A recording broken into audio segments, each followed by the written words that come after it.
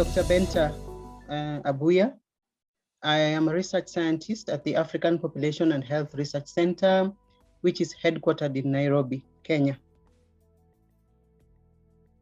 So I was born in Kericho, a town, a nice green leafy town in the Rift Valley.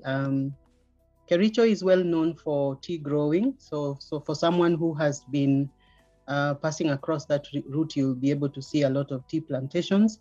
And the reason why, of course, I was born there is my late dad, had been working in one of the tea companies that is based in Kericho. I was born in a family of 9, and I am the firstborn girl and the firstborn overall in our family. And being a firstborn, you find yourself like almost as a sister, sort of, to your mom, in the sense that a lot of responsibilities do fall on you as a firstborn, but you also find yourself like sort of co-parenting the other siblings, the younger siblings, with your parents. So you become more of a friend, more of a colleague to your parents, and particularly to my mom. So like I've mentioned, I was born in Kericho, so a lot of my early childhood years were spent in Kericho. I also went to primary school, still within one of the public primary schools within one of the tea estates. At that particular point in time, my father was working at a tea estate called Tagabi factory. And in all those tea estates, there were always public schools. So I went to Tagabi Primary School right from class 1 all the way to class 7. That's when, and that is the same school that I also did my Kenya Certificate of Education. After Tagabi in class 7, and unfortunately in my last year of primary school, that's when I lost my father. So going into Form 1, my father was absent because he had passed away when I was in class 7. But after Tagabi Primary School, then I was admitted to the Alliance Girls High School in Kikuyu. Alliance is in Kikuyu in central Kenya. And at Alliance, I did my 4 years of secondary education. When I did my Kenya Certificate of Secondary Education, then I was admitted for A-levels, that is to go and do Form 5 and 6 at Moi Girls High School in Eldoret. So my 4 years, my 7 years was spent within the Rift Valley as a young student. Then I came into central Kenya in Kikuyu to Alliance Girls High School, and then back 4 years to Moi Girls High School in Eldoret, back to the Rift Valley. So I can say that I have been one person who has been born, bred, and lived within the cosmopolitan areas of the greater Rift Valley and the greater Kiambu and central Kenya. So I also have quite a liberal outlook to life, because I have interacted in my school life, in my early school life, with a lot of people across this country. Yes, after Moi Girls High School in Eldoret, then I got the chance again. I don't know whether that was a coincidence, but I was admitted for a bachelor's education degree at Moi University, Eldoret, still the main campus. I spent my undergraduate years there, and I graduated in 1990 with a bachelor education degree. Then from there, I worked a little bit. Of course, when you are a teacher in them days, it was very, I would not say easy, but it was very important that the government also posts you to a secondary school. So I was posted to a secondary school. I taught for a couple of years. And then while teaching, then I thought to myself that perhaps I should do more, beyond being a teacher in the classroom. And so I enrolled for my master's degree at the University of Nairobi. At the University of Nairobi, I studied a master's degree in population studies at the Institute of Population Studies at the University of Nairobi. that gave me sort of the eye opener, because at that particular point in time, when you are teaching with an education degree, and when you start looking at issues of population, then it sort of gave me the start of trying to link the issues of education to the general population agenda. And because I was a girl, also looking at some of the issues that I was seeing in the classroom, for instance, when you're a girl and you see a few challenges that girls experience, and you are teaching them and you listen to them, then I began to also sow the early seeds of saying, maybe this is the path, I need to go this path, and I need to link some of these education issues to population issues. Now that got me thinking. So way down as I was still teaching, I thought then to myself, after getting my master's degree, maybe this is not enough.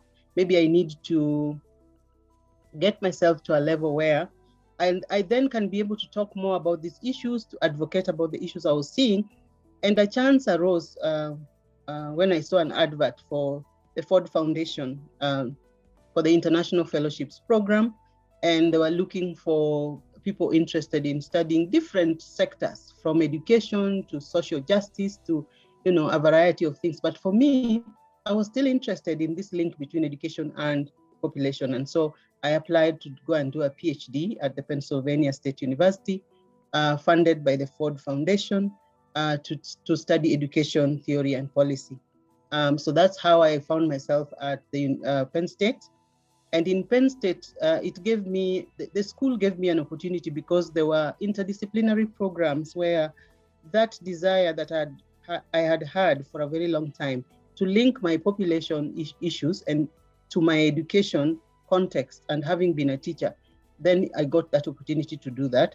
And so I was able to look at issues that affect girls' education, but also link them to reproductive health outcomes, but also look at how, on one hand, education affects health, and especially sexual reproductive health outcomes of adolescents, but also look at how sexual and reproductive health of adolescents actually can affect education. And so that is how I did my PhD, and my thesis was titled "Challenges that Affect Girls' Education in the Context of Nairobi, Kenya," trying to link those two issues. So I would say that began at a very early age, Hezron. And I say that because, these things you just don't start them when you have grown up.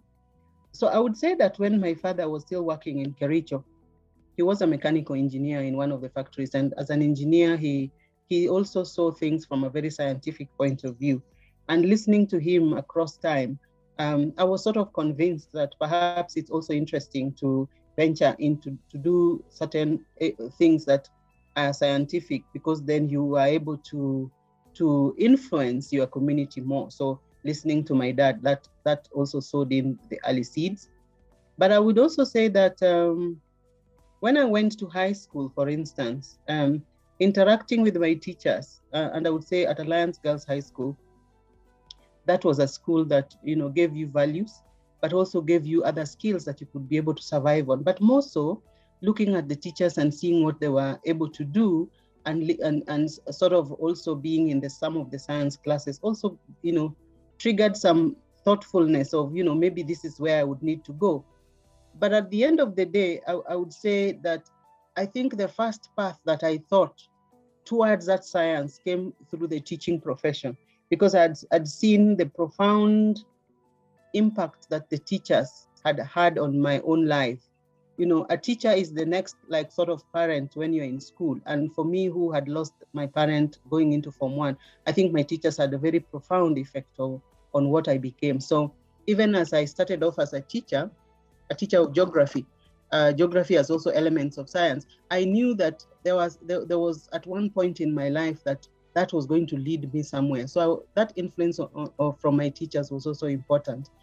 But then I would not do justice if I didn't mention that my mom was also one resilient mother. And as a resilient mother, maybe not as much of an education like I have today, but she was always this person who was motivating you to be able to follow your dream. So if you told her, I would really want to be this kind of person in future. She would tell you, you follow your dream.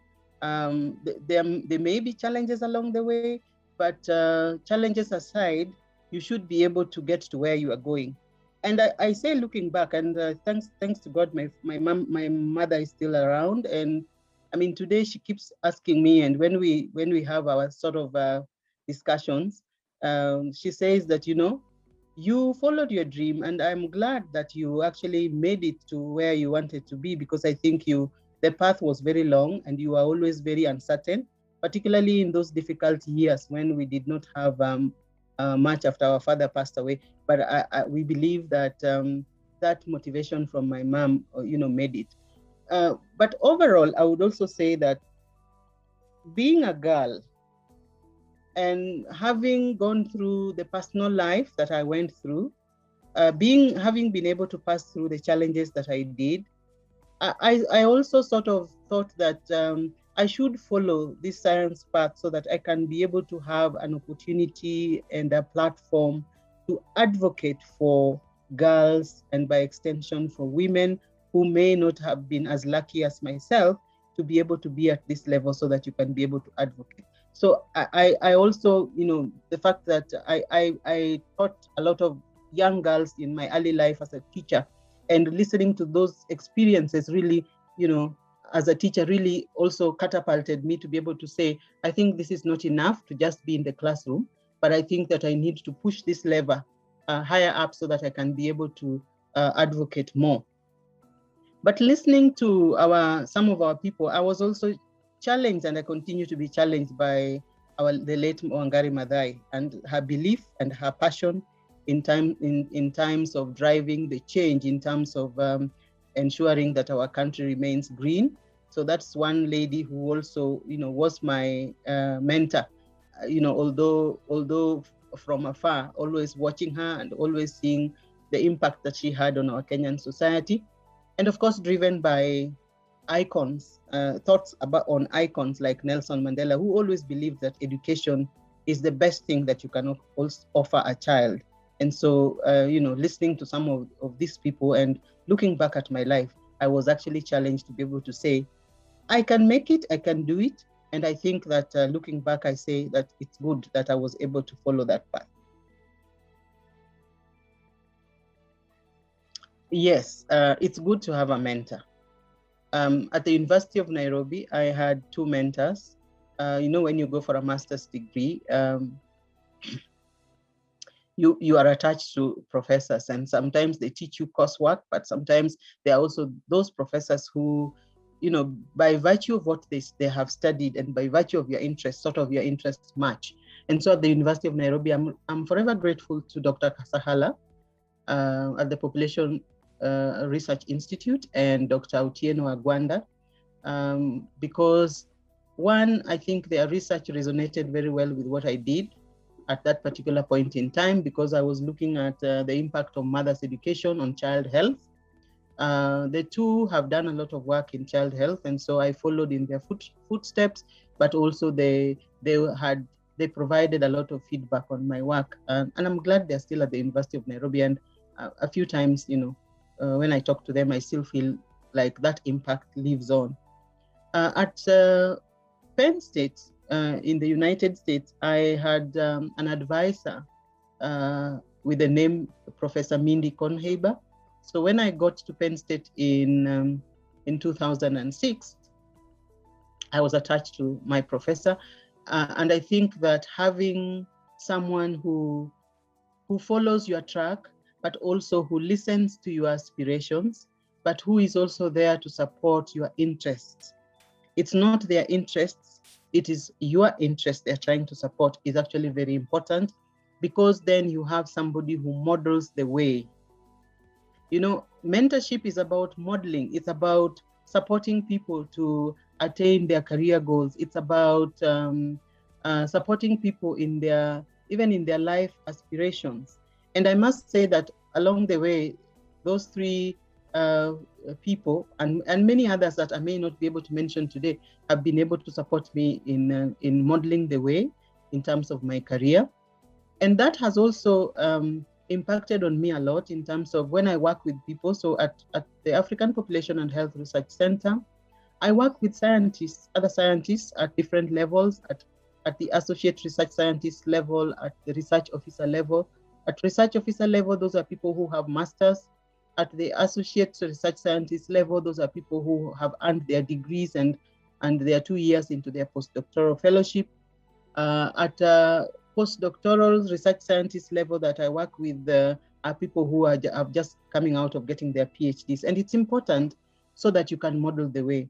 Now, so I mentor them in the sense that when you get to the center, you may not be able to, you need somebody to actually chart your path. If you're a postdoc, for instance, you need somebody to actually chart your path and be able to tell you that this is the journey, and this is how this journey can pan out at the center.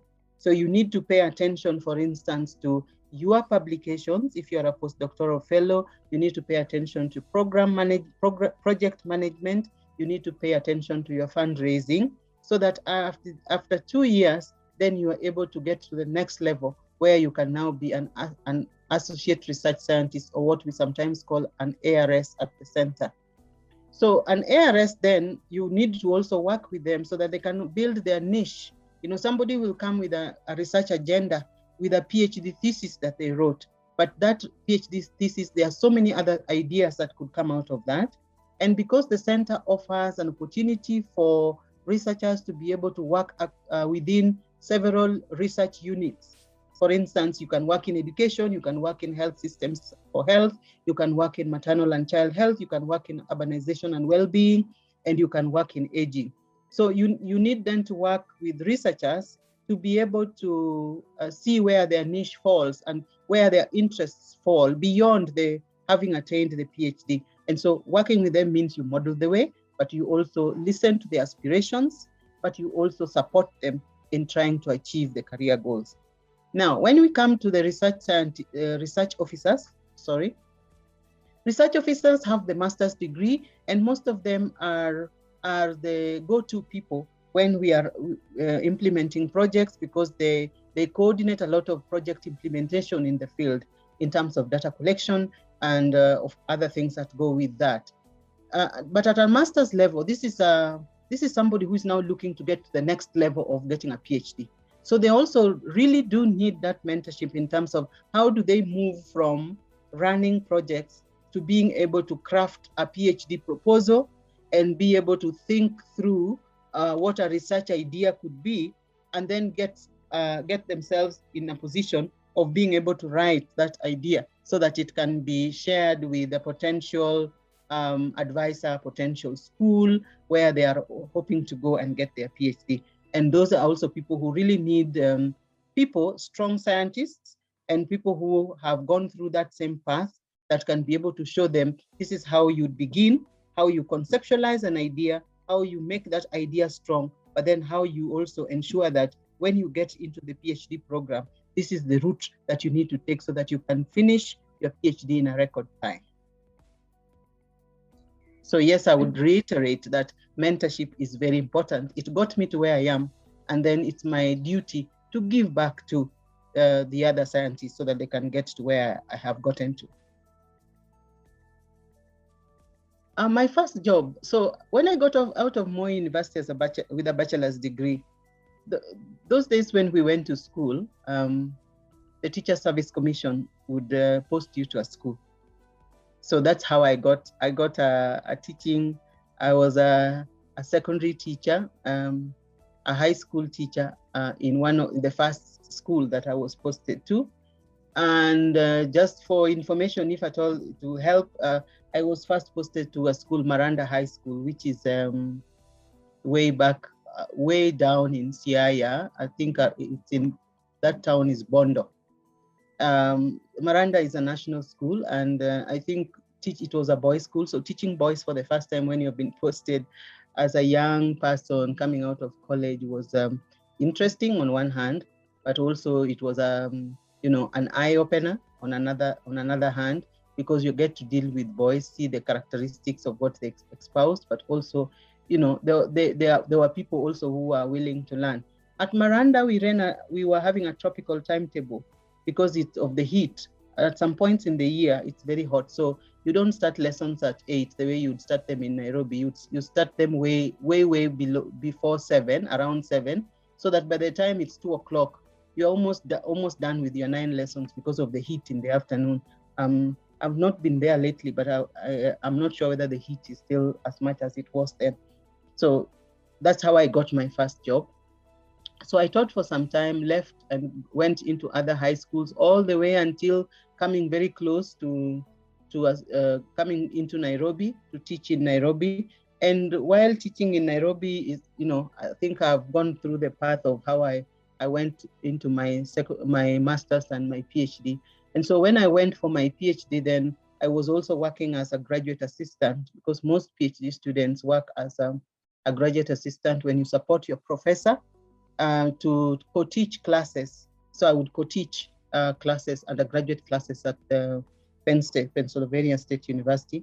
And then towards the end of my PhD, then I started applying for other jobs, and lucky enough, I got several offers, but because I was also interested in coming back home, I chose the one I got, the postdoctoral fellowship that I got at the center, the African Population and Health Research Center, where I started off in 2010 as a postdoctoral fellow.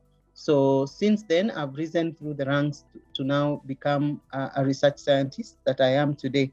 And so that's how I have managed to go through the job market up to this point in time. Yes, so currently I lead a research program in our urban informal settlements in Nairobi. It's called Advancing Learning Outcomes and Transformation for Change. This research, we started it off in 2013 with girls, because we were interested in looking at ensuring that girls make a transition to secondary school. And then in 2015, listening to first seeing the successes of the program, because by that particular time we had seen that we could actually ensure that a couple of girls would make a transition to secondary school. Then we were persuaded to be able to say, and of course with the help of our donor, to be able to say that we can continue it in 2016. But when we continued it in 2016, we were also challenged with a couple of things. One, we were also interacting with our communities and being told about, what about the boys? Sometimes, we program for girls, but then at that particular point in time, so we were being asked, what about the boys? But one other thing that also was challenging us way back around 2015 was that when the Kenya Certificate of Secondary Education results were released, then the boys were not doing very well, particularly in English. I remember the Minister of Education then, talked about the fact that boys are being left behind in some of the subjects, even though they are good in others like maths. But at the same time, the community was also, the communities in which we worked were also beginning to ask us about if we only work with girls in this program, won't the boys be left behind? So those were some of the things we were beginning to see. But then we were also listening to the global narratives, which were also beginning to say, people who are working with girls and programming for girls were beginning to say, yes, it's good to program for girls, but then evidence was also beginning to show that when you also bring boys into girls programs, or when you include them as you program for girls, and when you also include men when you program for girls, then you get better results. And so in 2016, we were then persuaded to be able to say, we think that we should be able to bring boys on board. And so we brought boys on board. So in between 2013 and 2015, for instance, which we call our phase 1, we worked with about 1271 adolescents who are basically girls. Between 2016 and 2018, our phase 2, we worked with about 824 adolescents, both girls and boys, because at that particular point in time, we had now been persuaded, for the reasons that I have given, to actually bring boys on board. And maybe at this point, I may need to mention that the successes you see when you work with boys and men alongside girls programs is because boys are their peers and boys become future fathers. Now, as peers, boys sometimes are the ones who, get entangled with some of the issues that eventually affect girls, like teenage pregnancy. Now, it's important then that the boys begin to also listen and look at the girls as somewhat their sisters and their peers who they should also be able to support their education if in future they also want a society where women are educated. But also for the men, they also need to be able to learn why it is important to program for girls, because they hold the power in the communities, and because in our communities, most of them, they are paternalistic. And therefore, if men within the communities also are challenged to be able to say it's important to have girls go to school, then you have better gains. So our boys stayed in phase 2. Now in phase 3, which is running from 2019 all the way to 2022, we are now following the 824 adolescents who we started with in class 6. And now they're in secondary school, grade Form 2.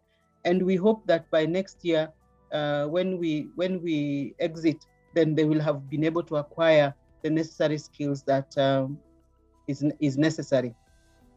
So I would say that in running this program, we have had elements of mentoring in life skills for both adolescent girls and boys now, but we also had elements of supporting, providing safe spaces where the children can come and do homework. As we know that in our urban informal settlements, sometimes there is even no space, or the households are very small. And so when you have community spaces, churches, or even the chief's camps, they can be able to go there and get a space and just do the homework they've been given.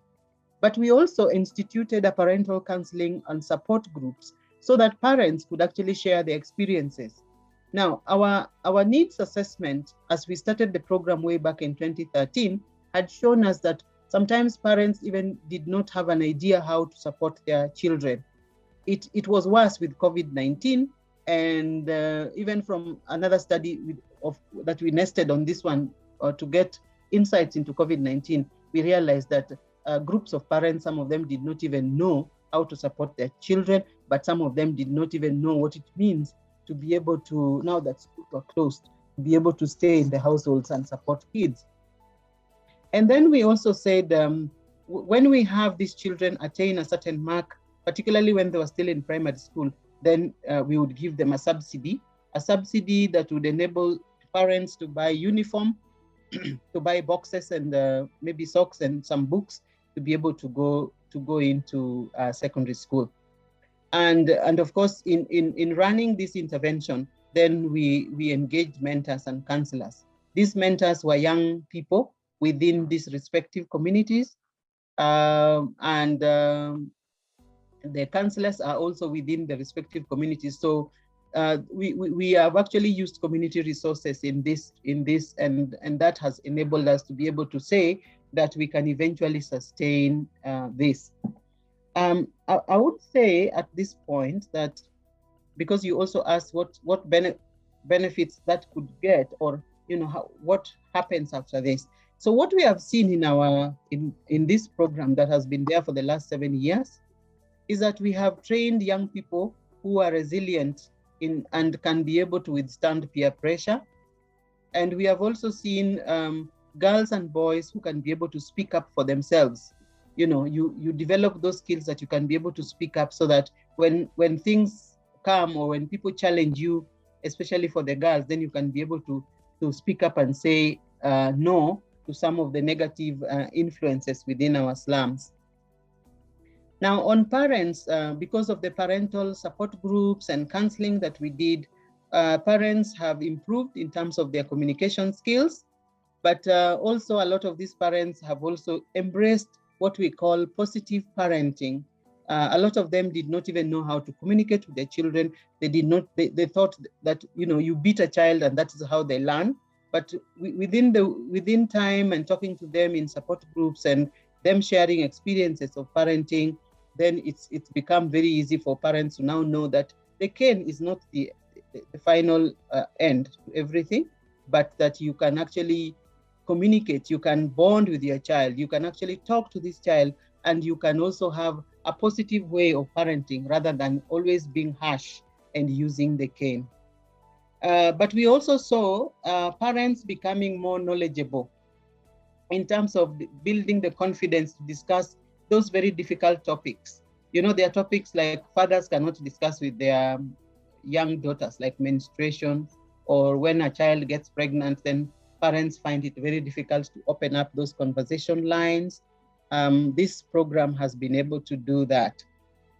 And so in Nairobi, that is one big program that I've led, but I've also been involved in supporting and working with my colleagues in our education and youth empowerment unit to be able to implement some other programs like the quality and access to education, one of our very big flagship programs that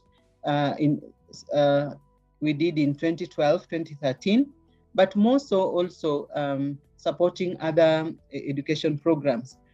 Now, because of the successes of this program that I've said in the urban informal settlements in Nairobi, we also sought to sort of replicate this in West Africa. And that's why I said that one of the other projects that we started in 2019, ending sometime this year, has also been trying to improve education outcomes and well-being for girls in West Africa.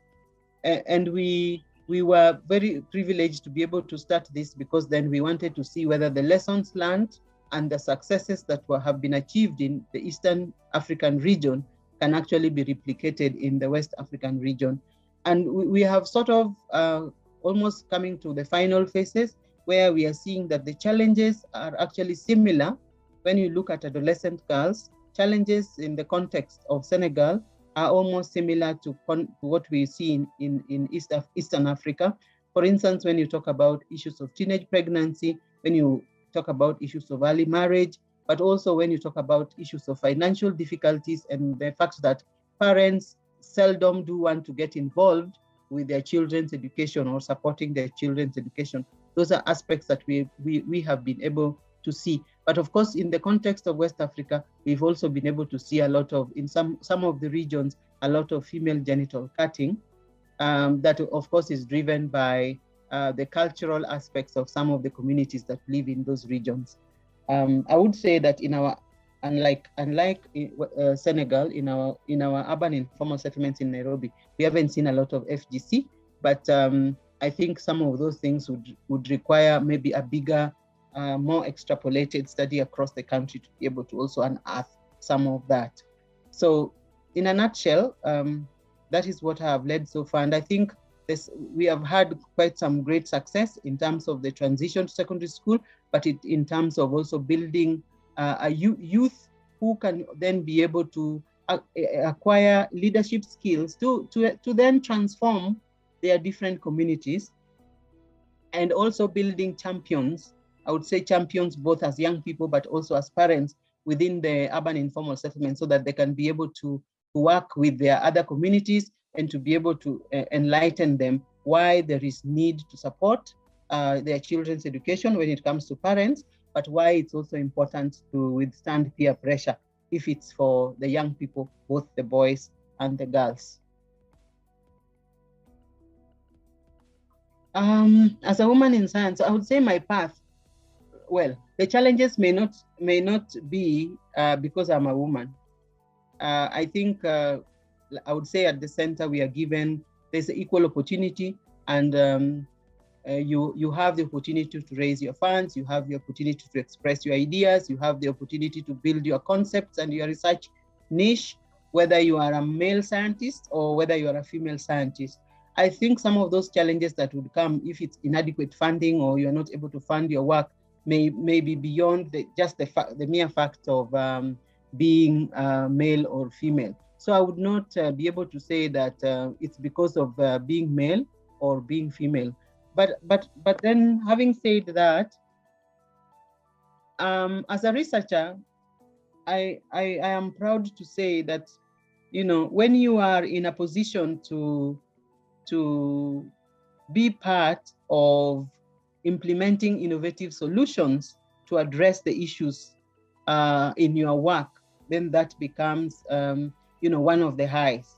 And in this case, I would say, having been at the center of trying to innovate to be able to solve the issues of transition for girls to secondary school in the last 7 going 8 years, that in the sense has been a very high hallmark, because I have seen transformation happen within the communities. I have seen households within our urban informal settlements who had not thought that, a girl could come out of that household and go to high school and then over to university.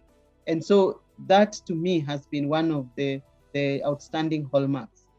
The other one that I see is that having been able to create a situation whereby we can be able to ensure equitable education and lifelong learning for our children.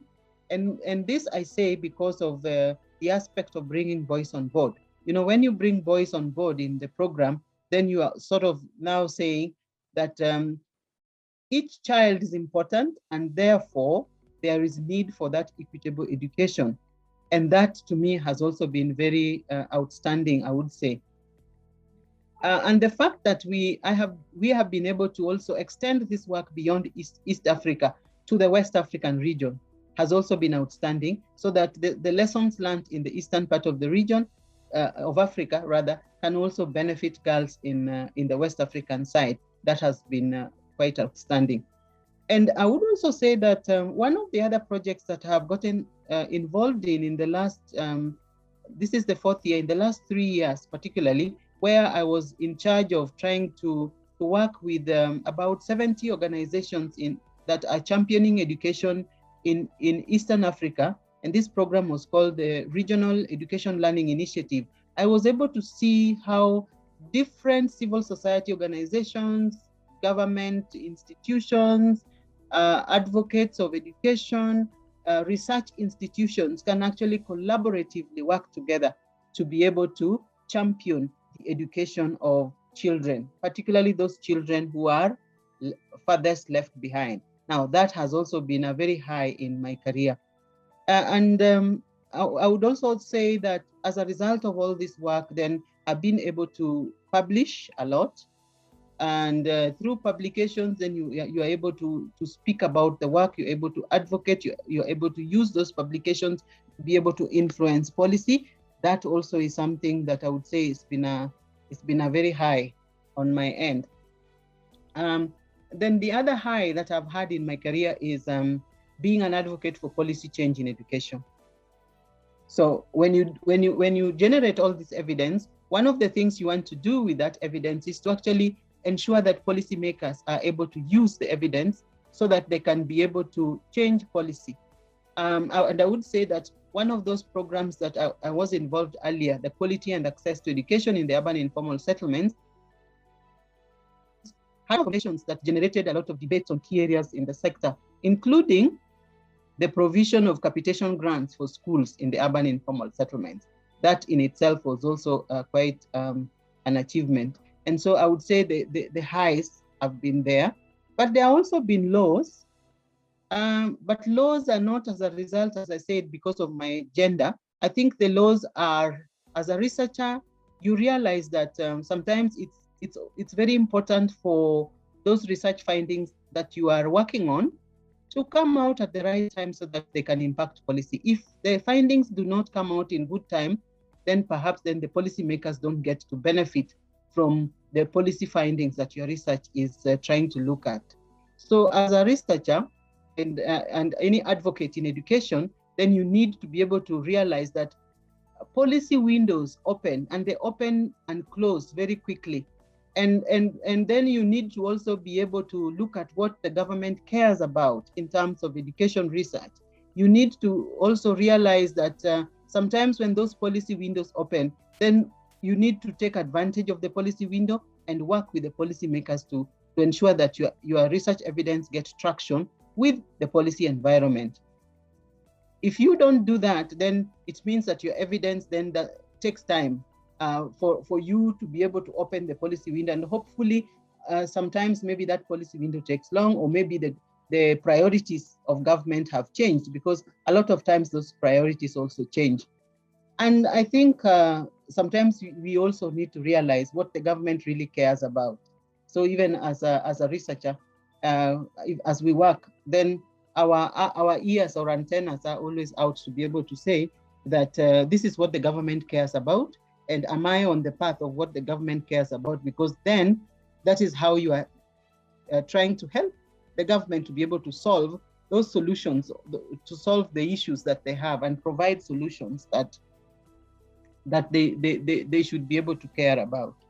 Yeah, so as I said, my challenge has never been because I'm a woman or not a man. I think my challenges are because what is it that I want to do with my research? But I think I've also attained a couple of very highs from working at the center and trying to generate the research evidence and work to have that evidence bear on policy and practice.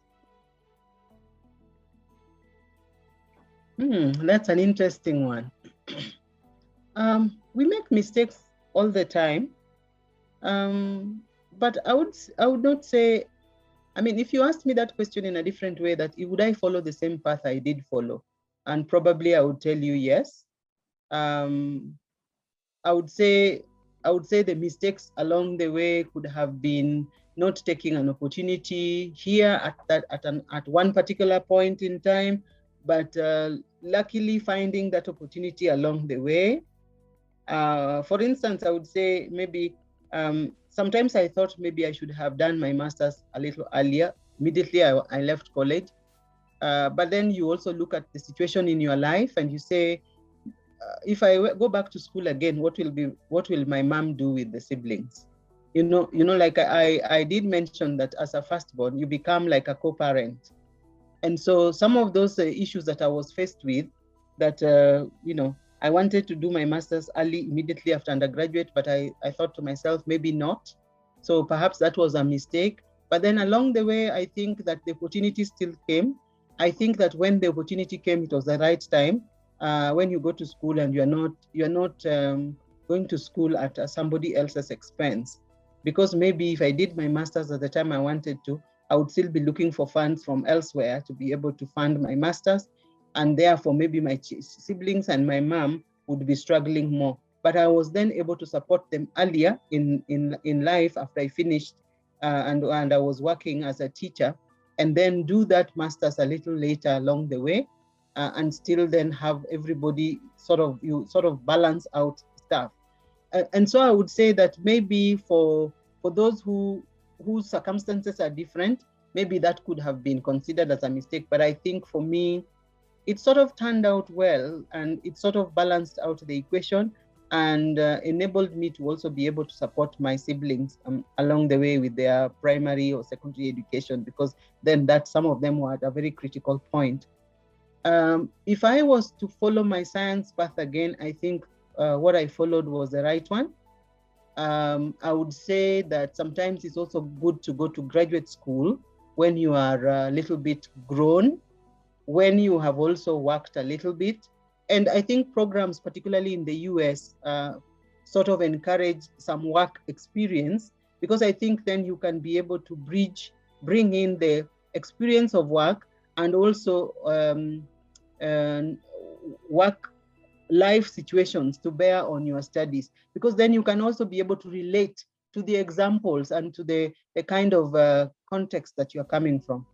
If I may give a specific example, now undertaking a dual title degree, that is a PhD, one in comparative and international education and another PhD in education theory and policy, would not have been easy if I had not been a teacher, for instance, because then I was able to bring about examples and mimic scenarios that are coming from the Kenyan policy environment, but also I was able to look at issues from an inside out perspective in terms of the fact that I had been a teacher before. And so describing the Kenyan classrooms and trying to mimic scenarios and being able to formulate ideas and a research agenda on the Kenyan context was easier, because I had worked in it. I had been a teacher before. I had interacted with the classroom before. I had interacted with the students before. and I'd also been working in the Kenyan context.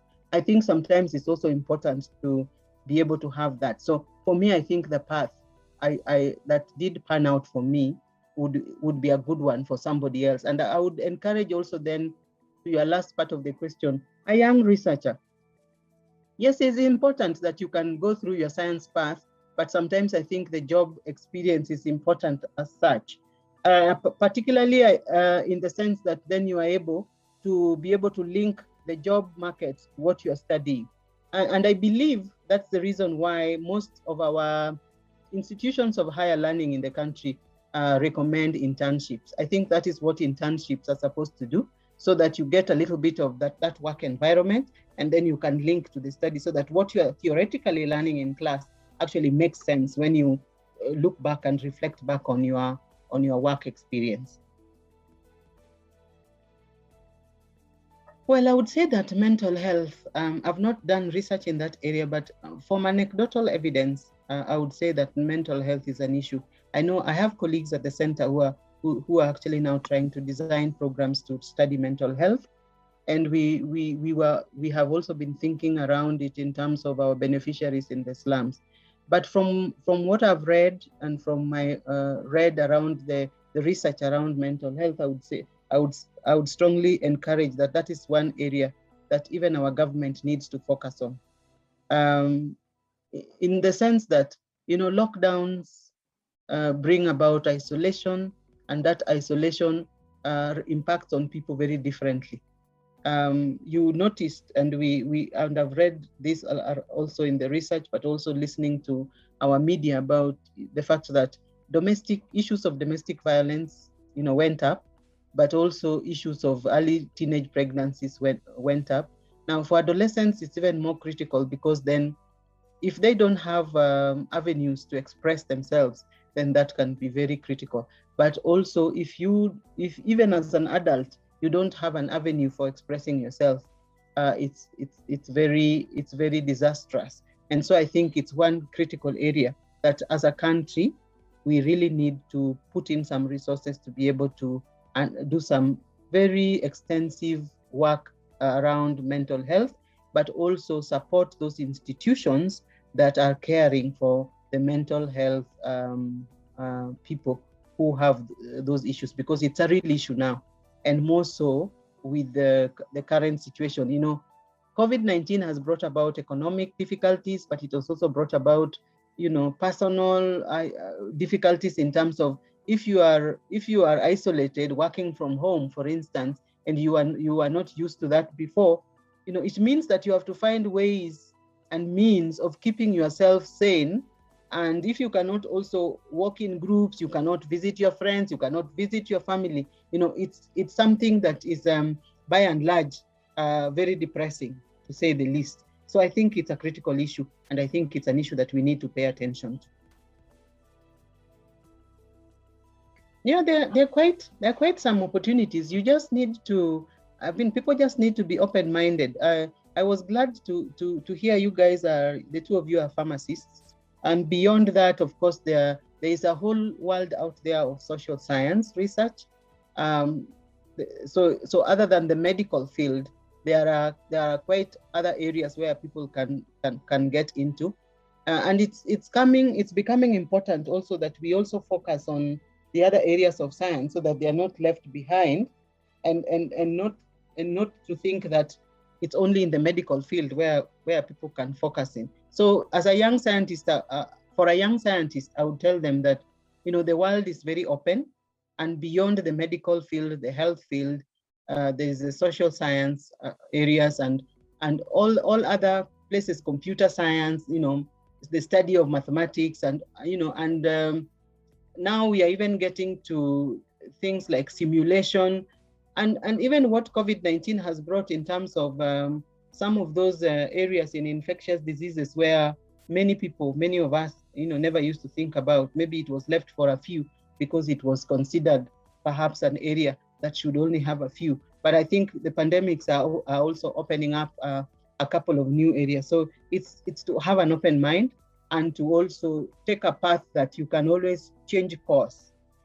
One thing I have learned is that any path can actually lead you to a science path. It only depends on also how you harness and the linkages that you also want to have in your life.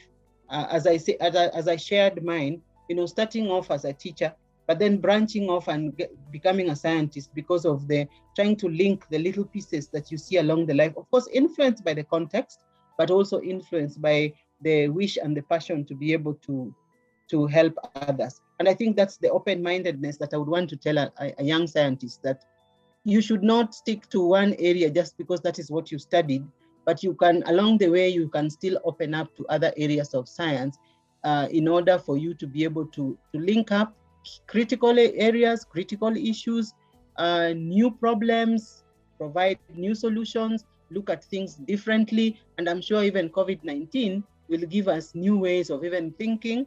And now it has given us a new reason to be able to start studying mental health. That is another area of science. So we just need to also be very open-minded. Well, the sky is the limit for me.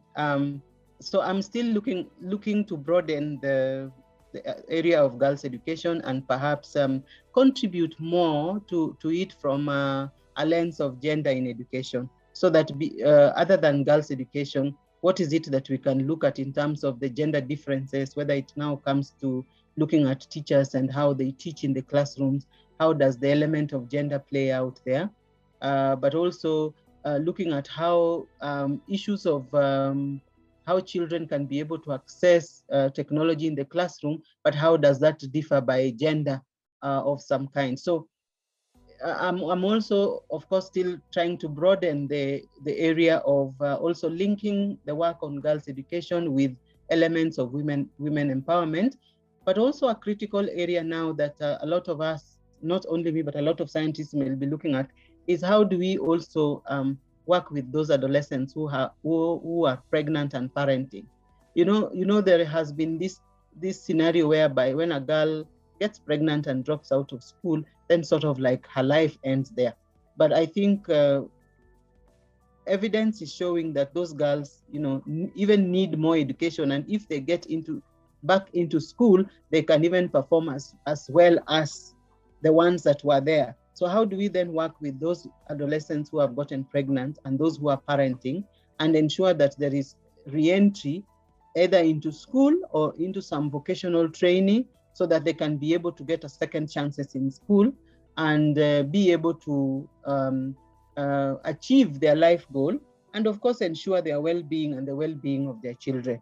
And so those are some of the areas that I'm also thinking of how that would link up with the work, so that the girls' education is not just focusing on what is the group that is in school, but then you ensure that even those who are not in school or find themselves out of school for reasons that I have mentioned can be able to find their way back into school.